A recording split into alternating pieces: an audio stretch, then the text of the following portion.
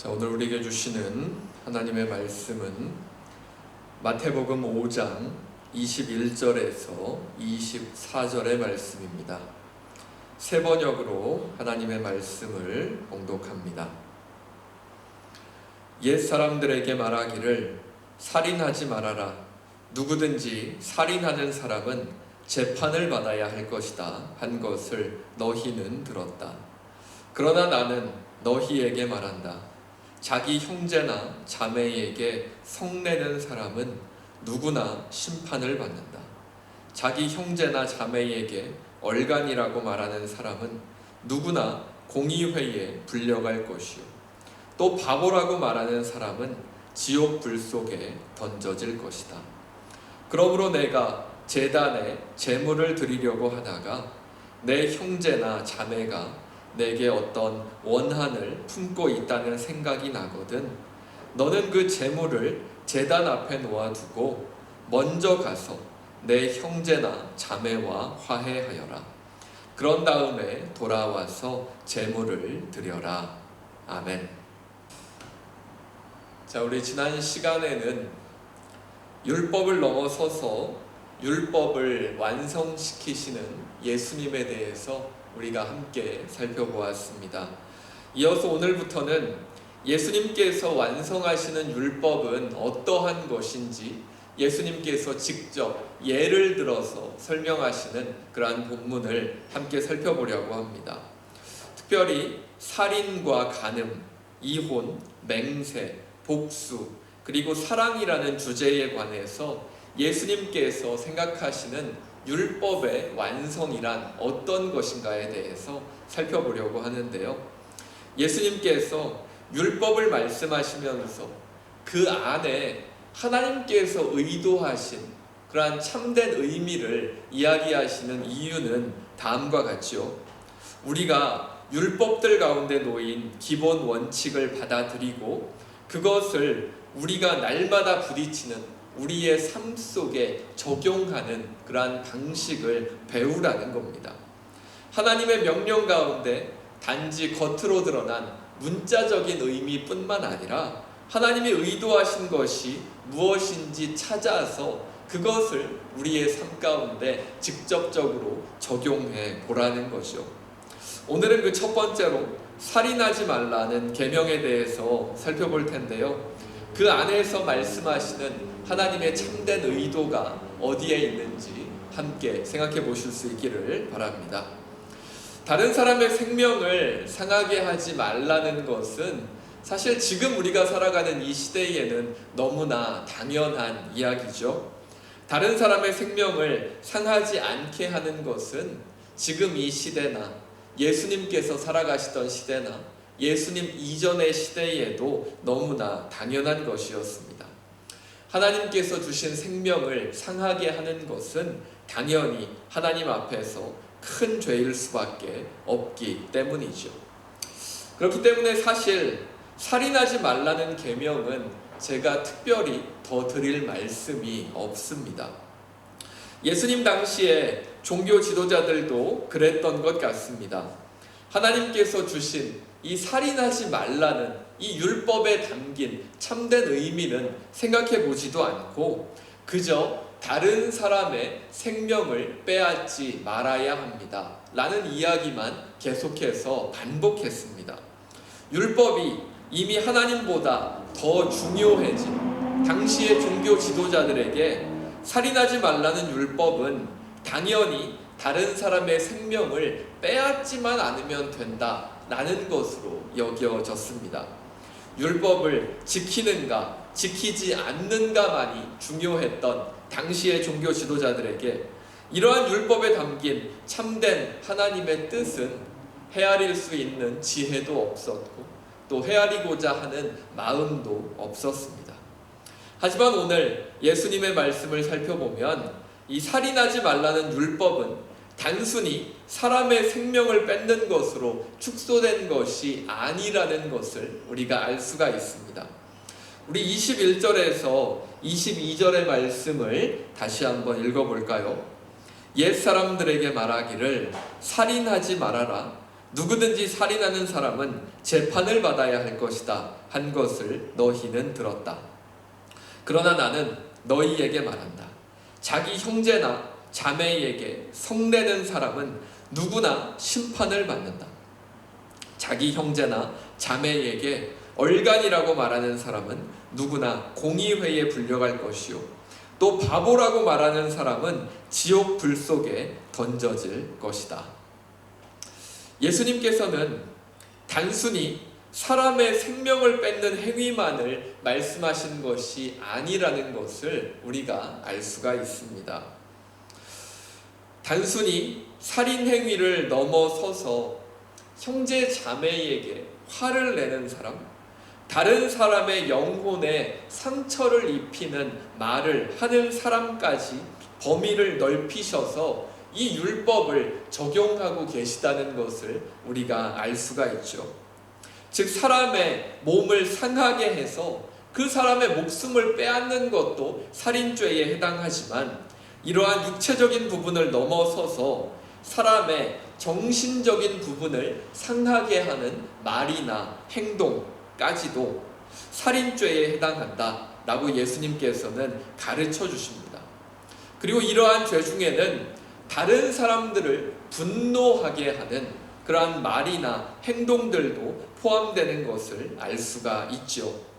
단순하게 사람의 육체가 상하고 목숨을 빼앗았느냐 빼앗지 않았느냐만을 가지고 판단했던 당시의 종교 지도자들과는 달리, 예수님께서는 하나님께서 사랑하시는 사람의 영혼까지도 상하게 해서는 안 된다는 생각을 가지시고, 사람의 정신과 영적인 부분을 상하게 하고 분노하게 하는 말이나 행동까지도 모두 이러한 죄에 포함된다라고 우리에게 가르쳐 주십니다.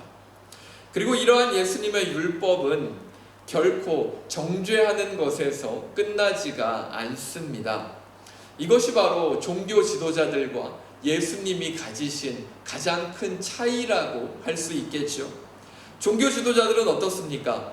율법을 가지고 당신은 율법을 어겼으니까 당신은 죄인입니다 하고 정죄하고 그 죄인을 처벌하는 것에서 끝이었습니다. 하지만 예수님께서는 율법의 참 의미를 설명하시면서 우리가 무엇을 잘못하고 있는지를 깨닫게 하신 후에 그 죄의 문제를 해결하고 다시 하나님께로 돌아올 수 있는 길을 제시해 주시죠. 오늘 본문에서도 그 해결 방법이 23절과 24절에 나오고 있죠.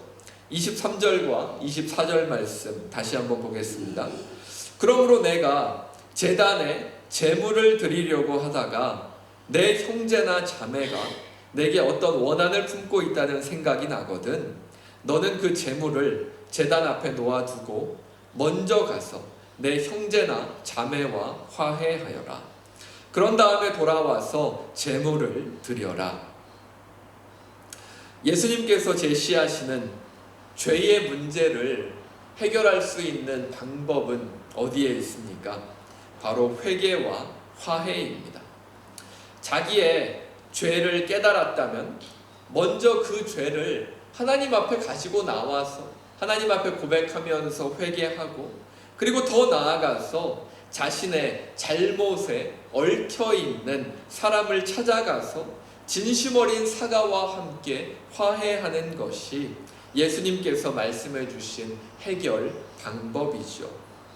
하나님께만 나아와서 고백하는 죄가 아니라 그 죄에 얽혀있는 사람들에게까지도 찾아가서 그 얽힌 매듭을 풀어가는 노력이 필요하다라는 것을 예수님께서는 알려주십니다.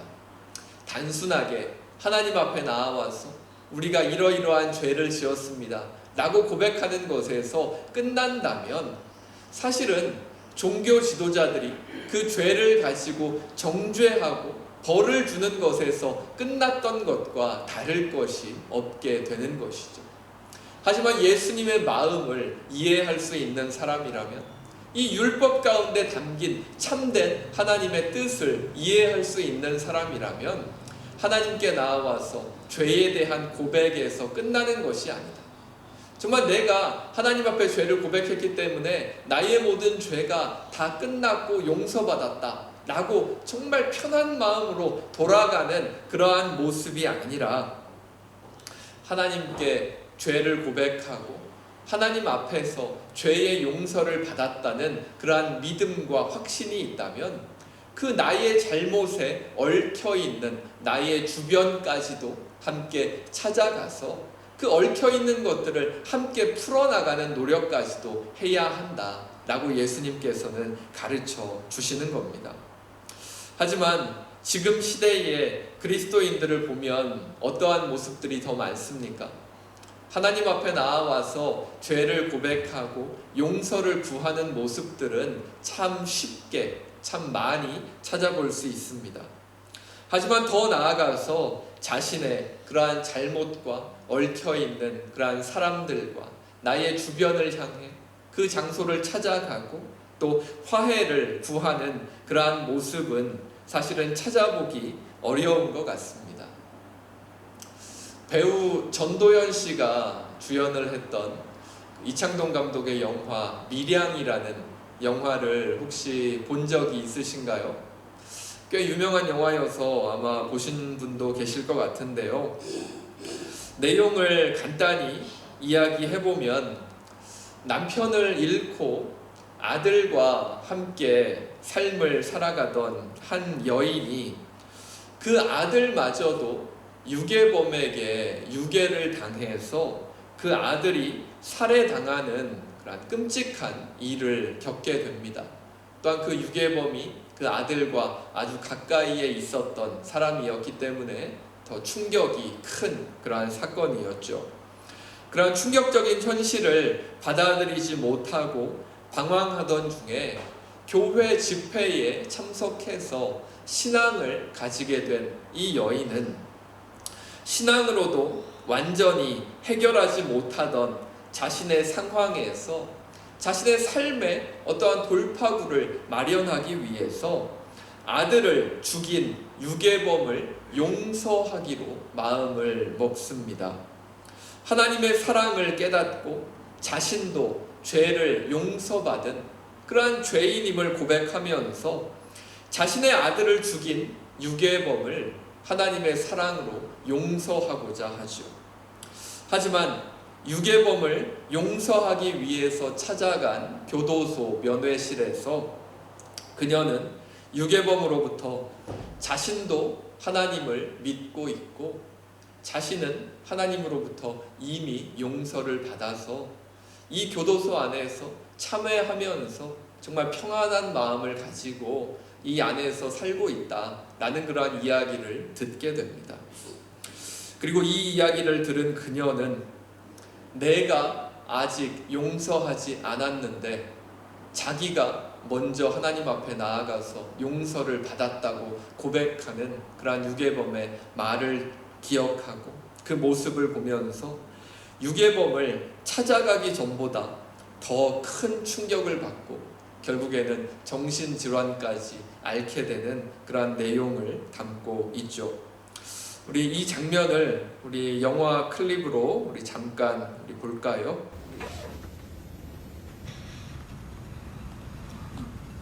얼굴이 좋네요, 생각보다.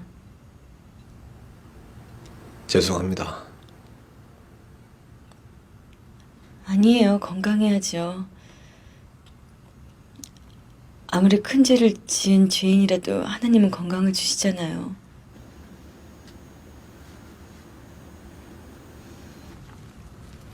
이 꽃 오다가 길가에 핀 걸 꺾어왔어요. 이 안에선 꽃 보기 힘들잖아요. 예쁘죠? 이 예쁜 꽃도 하나님이 우리에게 주신 선물이에요. 내가 오늘 여기 찾아온 건요,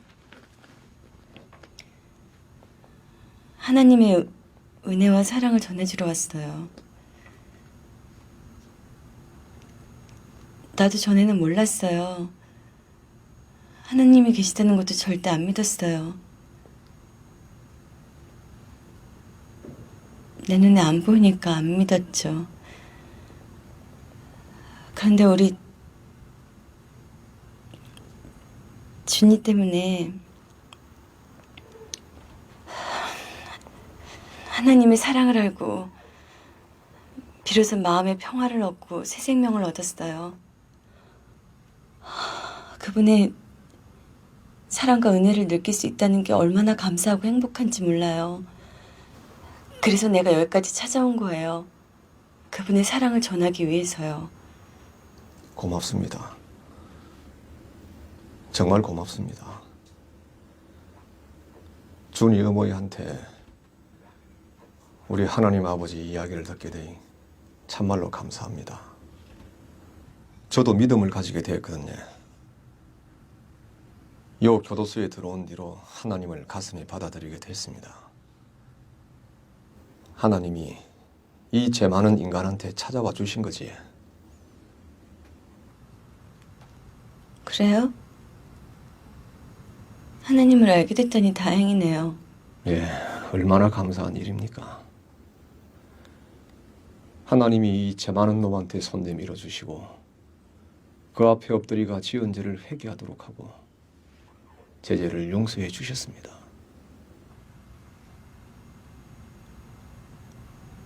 하나님이 죄를 용서해 주셨다고요? 예, 눈물로 회개하고 용서받았습니다. 그러고 나서부터 마음의 평화를 얻었습니다. 아침에 일어나자마자 기도하고 하루하루가 얼마나 감사한지 모릅니다. 하나님한테 회개하고 용서받으니 이래 편합니다, 내 마음이. 요새는 기도로 눈 뜨고 기도로 눈 감습니다. 주의 어머니를 위해서도 항상 기도합니다. 죽을 때까지 할 겁니다. 그런데 앉아 이래 직접 만나고 보니 하나님이 역시 제 기도를 들어주시는 것 같습니다. 솔직히 난 걱정 좀 했었는데 잘 됐습니다. 처음에 딱 들어오는데 얼굴이 훤하게 너무 얼굴이 좋아 보이는 기라요. 야, 교도소 들어앉은 죄인 치고는 얼굴이 너무 좋아 보인다. 난 속으로 그렇게 생각했는데 알고 보니 그 친구도 하나님을 믿게 됐답니다. 하나님 믿고 구원받으면서 그리 마음이 편해졌다는 기라요. 그러고 나서는 뭐 하나님 얘기만 한 거죠, 서로. 야, 그 친구 얼굴 좋대. 하나님 힘이 무섭대요. 그럼 하나님 힘이 무섭지. 그럴 줄 알았으면 우리 같이 들어가. 신혜 씨 어디 가요? 여기 이차입니다.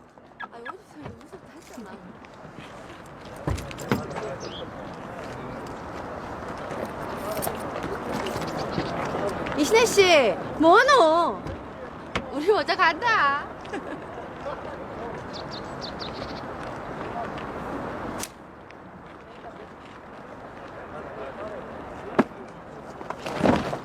신혜 씨, 뭐야 어지러노? 어쩌노? 신혜 씨. 이 영화 속에서 이 유괴범이 어떠한 고백을 합니까? 자신은 이제 하나님으로부터 용서를 받아서 평안함을 얻었다라고 이렇게 고백을 하는 것을 볼 수가 있죠. 유괴범의 이 이야기는 이러한 평안함을 얻었다고 하는데 이 평안함을 진짜 하나님으로부터 얻은 평안함이다 라고 이야기할 수 있겠습니까? 이 유괴범은 하나님으로부터 진짜 용서를 받은 것일까요? 그럴 수는 없겠죠. 굳이 이야기해보자면 이 유괴범이 받은 용서는 셀프 용서라고 할 수 있을 것 같습니다. 하나님께서 말씀하시는 회개와 용서의 개념을 전혀 이해하지 못하고 하나님의 뜻과는 전혀 상관없이 자기가 자신을 용서한 것이죠. 예수님께서 가르쳐 주신 것처럼 진정한 용서는 하나님 앞에서의 죄의 고백과 회개에 더불어서 자신의 잘못에 얽힌 그러한 사람들까지도 함께 어우르는 것이 되어야 함에도 불구하고 이 유괴범은 자신이 죽인 아이의 엄마가 지금 살아있는 지옥에서 살아가고 있음에도 불구하고 그러한 것은 아무런 상관이 없고 오직 자신은 하나님을 만났고 하나님 안에서 용서를 받았기 때문에 나는 나의 죄와 상관없이 평안함을 누릴 수 있다 라고 고백하고 있는 것이죠. 이 유괴범은 오늘의 말씀에 비추어 보면 여인의 아들을 죽인 살인죄를 범한 것뿐만 아니라 그 영혼의, 그 어머니의 영혼을 상하게 하는 죄까지 저질렀다라는 것을 우리가 알 수가 있습니다. 진정으로 하나님 앞에서 회개의 자리로 나아가고자 했다면 당연히 이 어머니를 만났을 때 자신이 했던 그러한 행동에 대한 속죄의 고백이 먼저 나왔어야 했지만 이 유괴범은 자기 자신에 대한 셀프 용서의 자리에 머무르고 있는 것을 볼 수가 있죠. 사실 이 밀양은 영화이고 조금 극단적인 예이기는 하죠. 하지만 이런 경우를 우리 주변 그리스도인들의 모습 속에서 아예 찾지 못하는 것은 아닐 겁니다.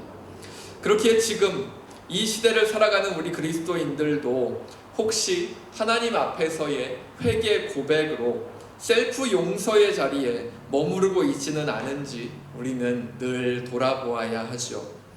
예수님께서는 죄의 용서를 넘어서서 화해의 자리로 나아가기 위해서는 단순한 죄의 고백으로는 어렵다는 것을 우리에게 알려주시기 때문입니다. 그리고 예수님께서는 자신의 잘못에 얽힌 타인과의 화해를 위해 노력하는 행위가 하나님께 드리는 예배보다도 더 우선한다 라고 우리에게 가르쳐주고 계시죠.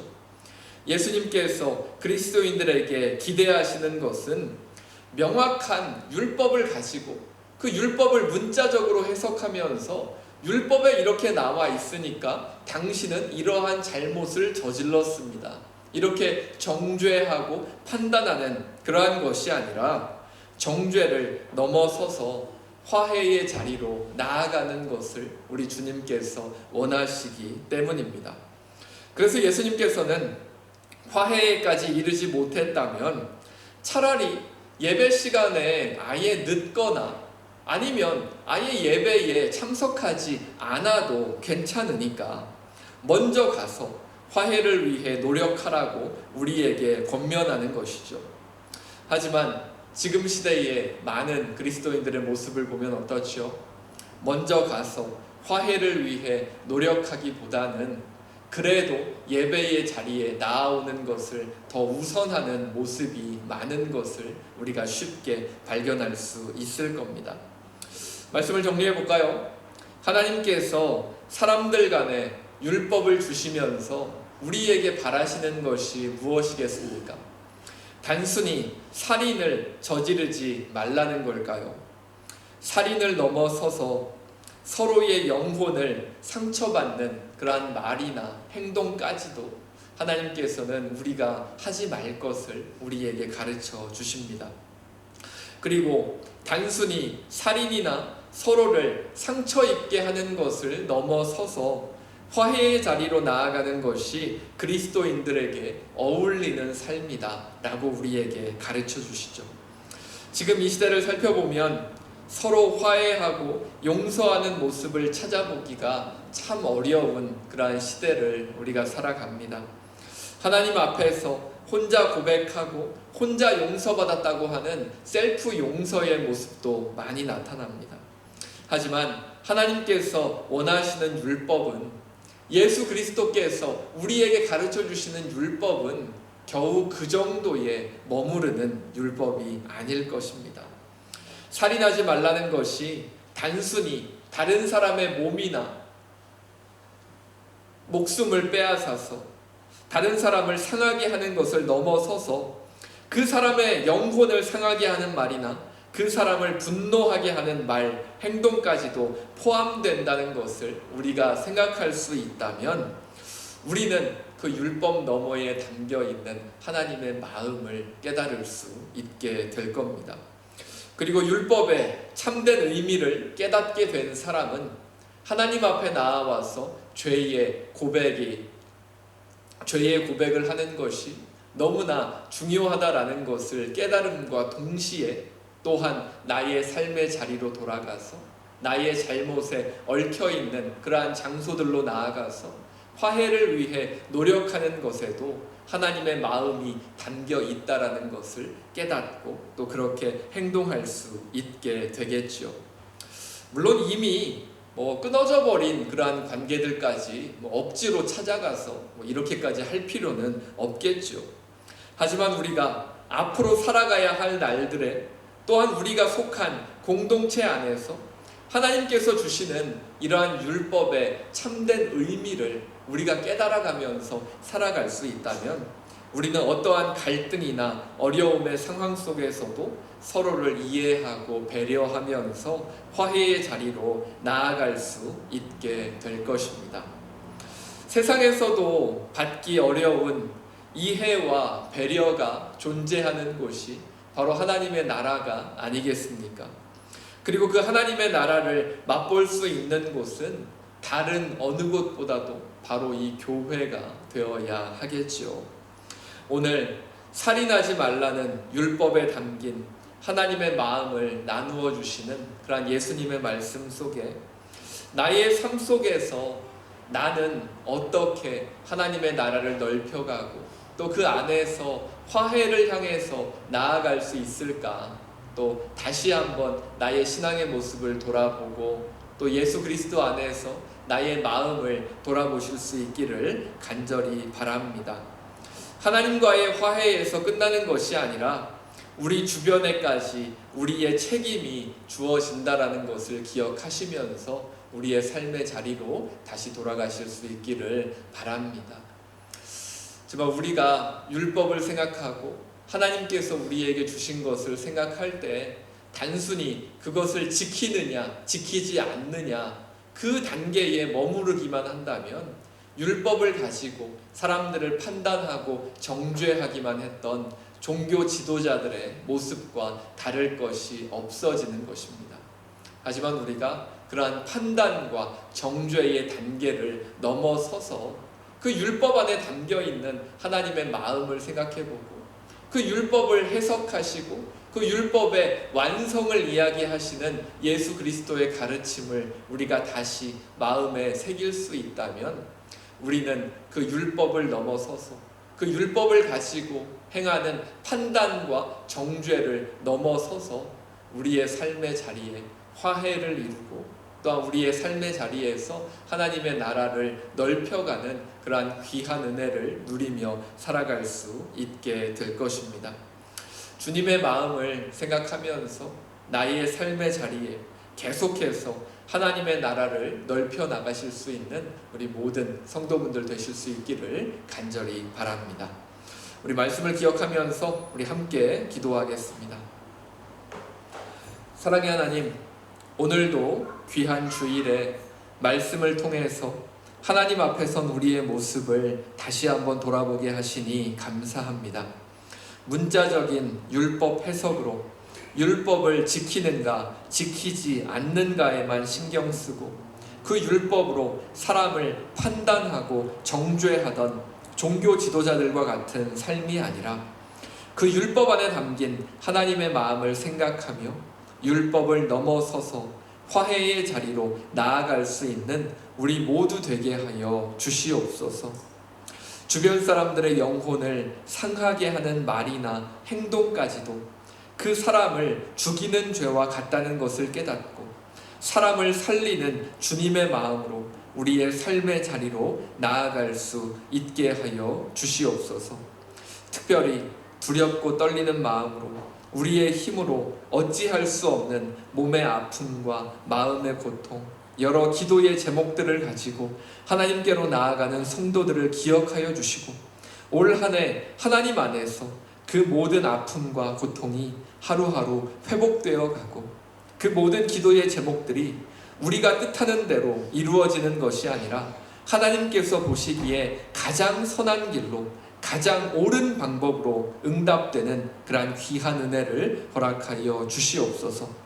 특별히 지진으로, 전쟁으로, 기후변화로, 경제적인 어려움으로, 지금 이 시간에도 큰 어려움 가운데 있는 모든 영혼들을 하나님 기억하여 주시고 긍휼히 여겨 주셔서 저희들 함께 마음을 모아 기도할 때 주님의 은혜와 주님의 사랑과 주님의 위로가 그들 가운데 더하여지게 하여 주시옵소서.